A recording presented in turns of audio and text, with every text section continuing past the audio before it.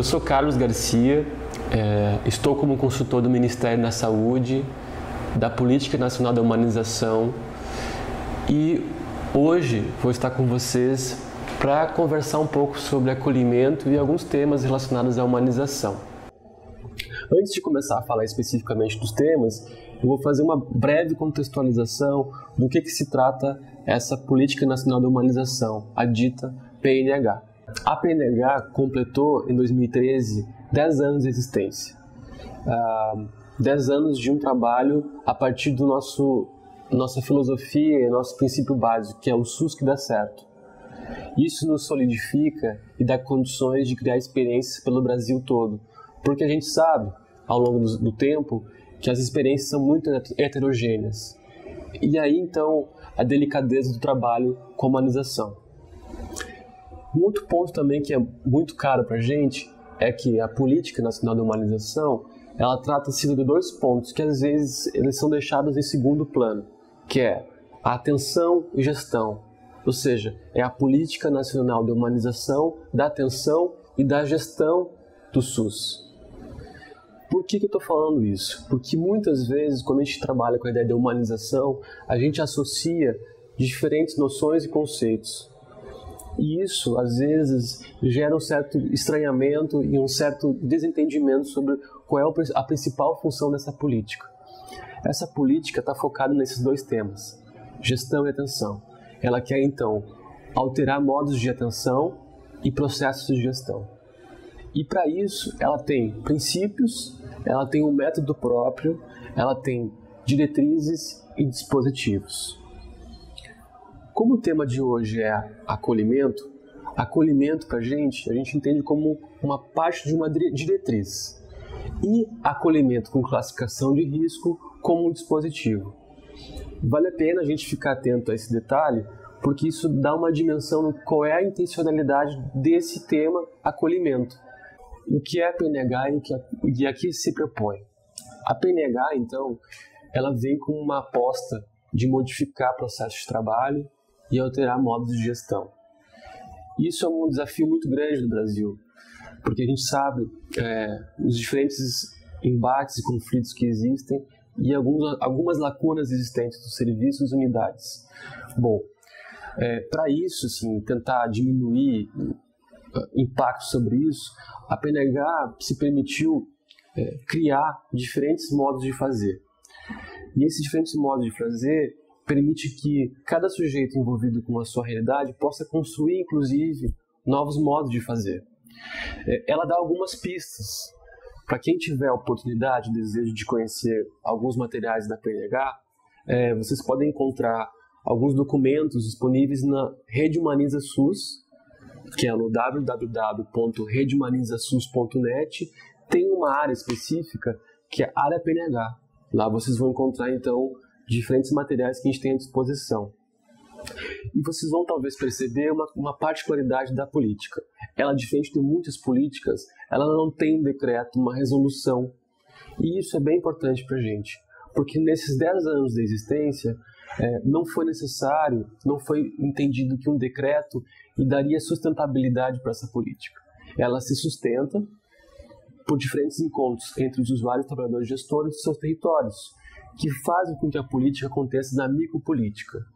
Como é que ela acontece? A partir de diretrizes e dispositivos.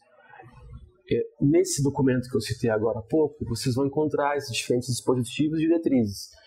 Dentre eles, então, o tema de hoje é acolhimento, que é uma diretriz. Então, essa tentativa de construir e fazer um aglomeramento de informações, ela não vem com o intuito de ser cartesiana e fechada. Pelo contrário, ela tenta expandir isso. Obviamente, para tentar facilitar o processo de aproximação com temas e conteúdos, ela faz uma junção. Mas isso não é a ideia para que ela seja distanciando as pessoas.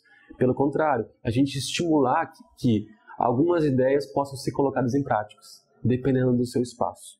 Então, a PNH é uma tentativa de subverter lógicas que estão estagnadas, subverter paradigmas, colocar pessoas em contato com novas ideias e se experimentar. Fazer uma rede de conversação que às vezes pode parecer pouca, que pode parecer pequena, mas que se garante nas relações. A política é uma política de relações. Ela se dá desse modo. Ela se garante desse modo.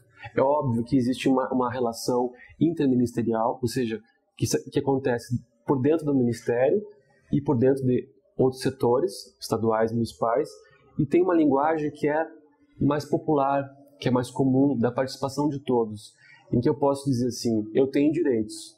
Quando eu vou num serviço e percebo que aquele serviço tem dificuldades e não atende às minhas necessidades, eu posso de alguma forma expressar isso. Como é que eu expresso isso? Aonde eu expresso isso? A PNH vem para fazer um pouco esse papel de escuta, e aí ela desenvolve então um dispositivo que é a ouvidoria, por exemplo. Então, são tentativas de colocar em conexão esses três atores que às vezes estão tão distanciados, ou que se fecham em si, que é os trabalhadores, os gestores, os usuários, que não conseguem estabelecer uma comunicação comum. Então ela vem, como um dos seus princípios, para amplificar ou aumentar o grau de comunicação, o que a gente chama de transversalidade. A nossa transversalidade, como princípio, é isso: colocar as pessoas em contato e aumentar o grau de comunicação entre elas. Óbvio que isso é um desafio. Então, a princípio, seria essa ideia principal do que é PNH e o que se propõe. Qual a diferença entre trabalhar com ou sem humanização? Em primeiro lugar, essa ideia de binômio, de com ou sem, de tem, não tem, ela é muito ela é restritiva para o nosso olhar. A gente não trabalha com a perspectiva de um serviço ou de algum espaço que tenha ou não tenha humanização. Até porque, voltando um pouquinho a alguns tópicos que eu citei antes, a gente não vem com a Política Nacional de Humanização para humanizar o homem. O homem já está humanizado, certo? O que a gente quer é humanizar relações de atenção e de gestão, que obviamente envolve homens, sujeitos, seres. Mas o nosso ponto de intersecção é humanizar modos de gestão e processo de trabalho, certo? Isso é um ponto porque daí a gente parte do princípio que tudo que há relação, que há afeto, já está sendo humanizado. Porém, se a gente constata que há uma humanização ou não há, a gente está dizendo que esse tipo de relação se dá entre sujeitos e não sujeitos. E para nós isso não é uma questão. Não está em voga isso. Por que não está em voga? Por que a humanização ela não atesta se tem humanização ou se está sem ou com? Porque nosso interesse é colocar as pessoas, inclusive com seus conflitos, inclusive com seus pontos de endurecimento e dificuldades de diálogo. Por que isso? Assim, na medida que há esses encontros, as pessoas tendem a promover algo novo, ou algo que seja outro, que não está posto. Só que isso tem um certo tensionamento nas relações com as pessoas e fora daquele espaço de serviço. Se um espaço que não tem humanização, ele se desresponsabiliza do cuidado. E não é isso que a gente entende como humanização. Eu não sei se isso fica claro na discussão, até porque às vezes isso é muito sutil na medida que a gente está falando. É diferente de uma avaliação quanti e mesmo qualitativa, quantitativa, a gente não atesta que há um serviço humanizado. Quem atesta ou poderia atestar isso são aqueles sujeitos que pertencem àquele espaço. E isso tem algumas formas de quantificar e qualificar. Mas nosso interesse principal é pôr em questão temas que são, às vezes, invisíveis, que não tão perceptíveis, como algumas coisas já são evidenciadas em mídias amplificadas, mídias que conseguem tocar, atingir mais pessoas do que as nossas redes de comunicação da saúde. É sempre um jogo de forças isso. Então a gente tenta não fazer essa dualidade com ou sem. Espero que tenha ficado claro. Quando eu penso um tipo de atendimento, eu penso que se dá na relação entre sujeitos, certo? Na medida que eu escuto algo e que alguém me fala algo, eu me torno corresponsável por aquilo que é dito, porque deixa de ser do sujeito só, ele passa a ser compartilhado. Eu escuto aquilo e aquilo também se torna meu. O que eu faço com isso? Né? Qual é a dimensão da minha responsabilidade sobre aquilo que eu ouço? Eu posso estratificar isso, eu posso colocar isso em diferentes pontos. E talvez isso vai nos apontando algumas pistas de dizer, olha, eu tenho aqui um serviço ou um atendimento humanizado. Por que pode ser apontado essas pistas? Eu posso escutar algo e esse algo ficar restritivo ao meu espaço, à minha capacidade de articulação e de cuidado. E às vezes, se eu consigo fazer daquela escuta uma amplificação de outros cuidados, que às vezes não estão só ao meu alcance da disposição do meu cuidado, eu posso também amplificar isso. E isso diz uma prática que envolve outros, que não fica restritivo a um só espaço. E aí então eu posso pensar num serviço, num atendimento, numa prática humanizada, que não deixa de lado aquilo que eu ouço como uma mera informação. Então a gente está falando que para que o sujeito apareça, ou que o coletivo apareça, ele precisa ser dito e também precisa ser escutado e amplificado. Às vezes isso não é uma tarefa muito fácil de acontecer no dia a dia do trabalho. Por isso que, às vezes, o tema da PNH, da humanização, ela é visto muito como uma abstração. E a gente está tentando, ao longo do tempo, demonstrar que existem modos de fazer que são práticos e podem ser trabalhados na dimensão de um serviço humanizado, porque ele vai desconstruindo e desmistificando uma ideia de que a humanização, com ou sem, ela é algo que é impalpável, irreal, intangível. O trabalho da humanização, o trabalho humanizado, ele é tangível sim, ele é palpável, ele é bem material. Porque às vezes a gente entende que um determinado material, ele vai dar sustentação para algo.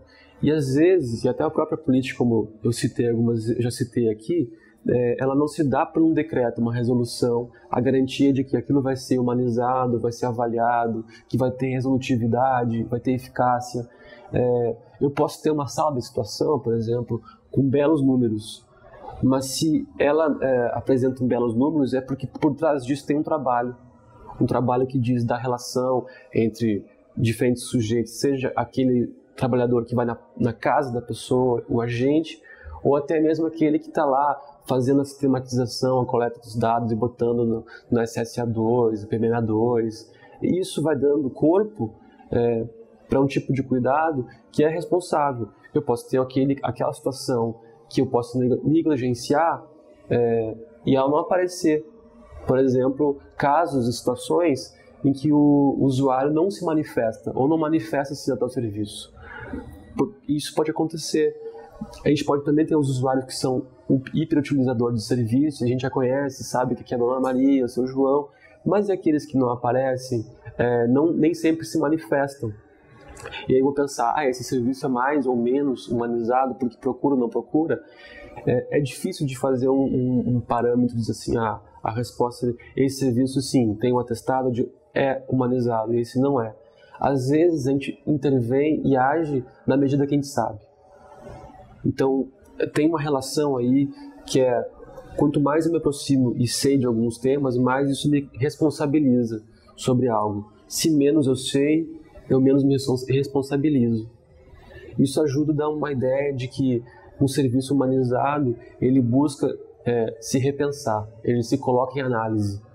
Então, talvez o primeiro passo para dizer que um trabalho é humanizado ele se coloca em análise, ele se põe em análise para dizer o que eles pretendem, ou ele repete e se enquadra no molde. Agora então, acolhimento na PNH. O acolhimento, assim como a própria palavra humanização, ele é uma noção, um termo que se amplificou nos últimos anos na saúde, não só na saúde, e ele ganhou diferentes noções nesse tempo. Bom, eu não sei se a gente precisa detalhar com tanta especificação, mas a gente, em geral, no senso comum e na visão tradicional, a gente percebe acolhimento como uma forma de abraçar, de tocar as pessoas, de estar perto, e envolve muito uma coisa da do corpo e sentir próximo de alguém. Essa também é uma dimensão do acolhimento, mas é uma visão mais tradicional. O nosso sentido, que a gente tenta colocar, apresentar na PNH, é o sentido de estar com, o acolhimento como uma ideia de estar com. Porque o estar com, ele não necessariamente é dizer sim para tudo. Né? Isso para nós é importante, porque o acolhimento não é sim para tudo. Se sentir acolhido, se sentir bem, não é só receber sim. A gente sabe que o não também é constitutivo, que ele ajuda a dar uma ideia de limite. O acolhimento também tem um pouco isso. Ele tem uma forma de contenção, de cuidado. E é óbvio que todo mundo necessita de cuidado em determinadas situações. Mas isso ele também precisa de um delineamento para que os fluxos, os acessos tomem corpo sem que vire algo caótico. Então, a gente tem algumas dimensões que nos ajudam a entender um pouco o acolhimento na PNH, que é a dimensão política, estética e ética. Eu não vou me deter muito nisso, mas a grosso modo, quando a gente fala em política, quando a gente coloca a ideia de compromisso com coletivos ou com indivíduos, isso é a dimensão política. Ou seja, tudo que envolve, de uma certa forma, algo que para além da necessidade do usuário, daquele território, daquela microárea, que envolve uma articulação institucional, em que pontos e áreas, setores, necessitam conversar porque é um trabalho que se dá em rede. Esse é um ponto que a gente já vem há algum tempo falando na PNH e que, em termos institucionais, o Ministério começou a escutar a partir de 2010, um decreto que fala da rede de atenção à saúde, e isso dá uma amplificada na ideia de redes. Mas a gente já vinha falando um pouco a necessidade de colocar o diálogo, a conversa em redes, porque aí então se consegue entender que um tipo de acesso a um serviço vai repercutir no outro. Mas eu pulei algumas coisas. Eu falei do político, tem a questão da ética, que é a ética do cuidado, que é a ética da diferença, de permitir escutar a diferença, e tem a dimensão estética, que a gente chama da valorização inventiva do cuidado, que o acolhimento, assim como outros dispositivos, como cogestão, valorização do trabalhador, do trabalho, ele permite que aquele que está diante de uma situação invente formas de fazer. E isso acho que de certa forma é inovador, em que eu junto o meu saber, eu junto aquilo que o meu núcleo de saber tem, eu tento olhar para aquele campo que relaciona com diferentes profissionais e a partir disso fazer um tipo de intervenção pautada, algo que pode ser daquele espaço, um acolhimento daquele serviço, daquela equipe. Pode ser um acolhimento coletivo, pode ser um acolhimento individual, enfim. Esse modo de operar vai depender muito de implicações que estão naquele espaço dos sujeitos envolvidos. E isso se dá não só na dimensão do trabalhador, por exemplo, porque se o trabalhador, nas melhores intenções, discute acolhimento, pensa num fluxo, inclusive com a classificação de risco, e isso não está em sintonia com o que a comunidade deseja ou entende, se isso não tem um alinhamento, os ruídos, os desentendimentos, eles podem acontecer e aquela proposta que no primeiro momento era promissora, poderia ser potente, ela perde a força porque essas conversas não se estabeleceram pelo planejamento ou pelo contato entre as pessoas que escutem as diferentes demandas. E obviamente ele tensiona algumas rupturas, assim, principalmente de modelos de acolhimento tradicionais, que ditos em alguns espaços por triagens, que é aquele fluxo mais organizacional do serviço, em que está preocupado com alguns tipos de sintomas, algumas análises mais objetivas, e que às vezes acaba deixando escapar alguns detalhes que tem a ver mais com algum tipo de recepção, no sentido de acolher aquela escuta que às vezes pode ser poliqueixosa, pode ser repetitiva, mas que às vezes, se eu tenho esse tipo de vínculo, ela se dá de uma forma diferente entre os sujeitos. por conta de um cuidado mais longitudinal, no caso da atenção primária. Essas 3 dimensões, política, ética e estética, elas se relacionam, elas não estão distantes e podem parecer, embora eu me esforce aqui para tentar detalhar elas, esclarecer, contextualizar, caracterizar elas são difíceis de desconectar pontos assim, entre elas. Por quê? Entender que o acolhimento também toca na gestão, entender que ele toca no cuidado, ou na atenção, essa é a sutileza do tema que a gente está tentando tratar aqui. Porque quando a gente pensa que o acolhimento na dimensão só da gestão, a gente pode pensar ele como um fluxo, uma regulação de fluxo. Que aqueles usuários vão chegar e aí eu vou dar um tipo de encaminhamento para aquilo. Só que essa é uma dimensão do acolhimento. Eu também tenho a dimensão da atenção. E elas andam juntas, elas não estão dissociadas, assim. Então, tem um tema que é importante, assim, a gente às vezes também coloca tudo meio junto, que eu estou falando, inclusive aqui, do acesso, né? A gente às vezes coloca o acolhimento como acesso e vice-versa. E às vezes é importante dar uma diferenciada até nesses 2 pontos, porque a gente tem uma lacuna muito grande no Brasil, que é o tema acessos, com S, né? E aí a gente pode amplificar essa conversa, acessos a espaços, a situações, oportunidades, e na saúde não é diferente. Eu posso estar falando, por exemplo, em acesso à unidade, mas não quer dizer que eu estou falando de acesso à assistência ou cuidado. Porque um usuário pode chegar até um serviço, ser acolhido, mas ele não necessariamente ter qualidade suficiente para aquela escuta qualificada do trabalhador que está lá. Então ele não tem acesso à assistência qualificada, por exemplo. Então a gente pode estratificando essas ideias de acesso à continuidade do cuidado. Eu posso ir lá num serviço, receber o atendimento, por exemplo, e não conseguir mais retornar a esse serviço sem ter uma referência, sem saber como é que é o fluxo. Felizmente, a gente tem hoje uma condição de pensar a saúde longitudinal, com a porta de entrada mais perto do seu território, embora há serviços, a gente sabe, pontos da rede que permite esse tipo de acesso em primeiro acesso. E aí é reincidente o caso de pessoas que preferem ir para pontos de atenção hospitalar do que procurar suas próprias unidades de saúde, porque eles acham que naquele serviço eles vão ter maior resolutividade para a sua questão. Se a gente pensa que essa cultura, essa ideia ainda permanece e o serviço não desmistifica isso, mostrando como é que funciona o seu acolhimento, a distância realmente vai aumentando.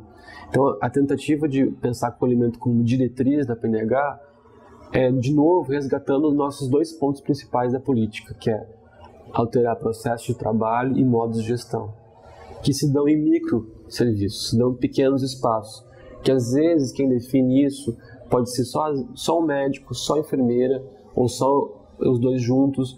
E se a gente começar a entender que para fazer acolhimento como uma diretriz que envolva e corresponsabilize os outros, eu preciso amplificar a conversa, e isso consequentemente é igual a mais trabalho, se isso está claro, o efeito disso longitudinal, ele pode ser melhor do que a gente continuar sempre num exercício de dar conta daquele período, daquele turno, daquela semana, daquele dia.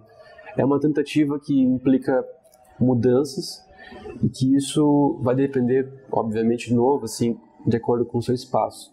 E aí, então, vocês vão encontrar, por exemplo, materiais da PNH como esse, de acolhimento, que é uma cartilha, e vocês vão ver aqui algumas pistas, algumas indicações, mas que não são determinantes, não são deterministas. Às vezes isso gera um certo desconforto. E a gente tenta encontrar algumas respostas mais simplificadas, com alguns protocolos e algumas coisas que já sancionam dúvidas iniciais. Por que a gente tem uma conversa que ela é mais permissiva? Porque ela tenta pôr em diálogo o que não está posto. Um protocolo, a primeira folha, a primeira impressão, ela determina algumas coisas, mas ela também reduz algumas coisas. Então essa é a nossa preocupação também, de que a gente tente levar em conta o que aquele espaço consegue, é capaz. E para isso também tem um certo tempo, para a preparação da mudança. né? Obviamente que tem ferramentas que hoje ajudam a estimular alterações em modos de processo de trabalho. O próprio PMAC é um exercício disso. A gente sabe disso. Ele nos coloca em questão. Esse colocar-se em questão, pôr-se em análise, para nós é muito importante. Não é por acaso que ele tenta fazer essa conversa entre atenção básica e PNH. Mas a gente também tem que parar e ver: acolhimento é sim ou não? Acolhimento é sem humanização ou com humanização? É essa delicadeza que a gente tem que ficar muito atento para não cair e deslizar num espaço que é binário, de que eu tenho saúde ou eu tenho doença, que é um exercício um pouco mais histórico, de desconstrução um pouco desse lugar de sim ou não.